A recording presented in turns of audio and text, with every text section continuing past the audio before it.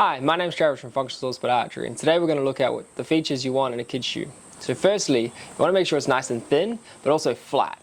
The higher you push up that heel on your kid's shoe, the more likely you are to tighten up that calf muscle. We then want to make sure that it's nice and wide at the toe box, because the wide toe box allows those toes to splay, and we're not jamming them up in narrow tight shoes.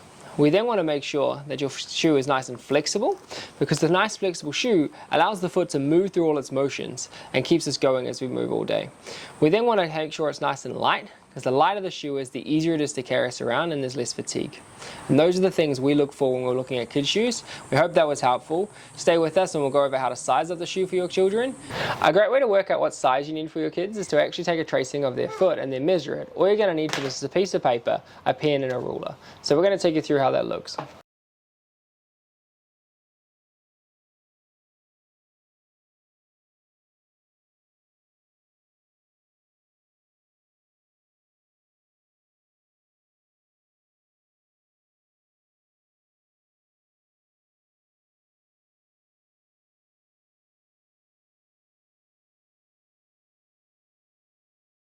So once you've got your tracing, now what you're going to do is you're going to measure from the base of the heel up to the furthest most point in the toes. Some people will be the big toe, some will be the second.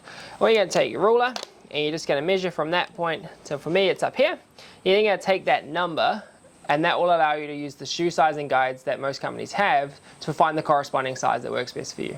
So now we want to look at what happens when you're in store and how to find the right size. Everyone knows the old use the thumb at the end, but how do you know that's exactly right for you? Because it doesn't look at the widths. So what you can actually do is the shoe liner test. So what we have here is we have a shoe liner from a wider shoe and one from a narrow shoe. So what you're going to do is take the liner out of that shoe, and then all you want to do is stand on it.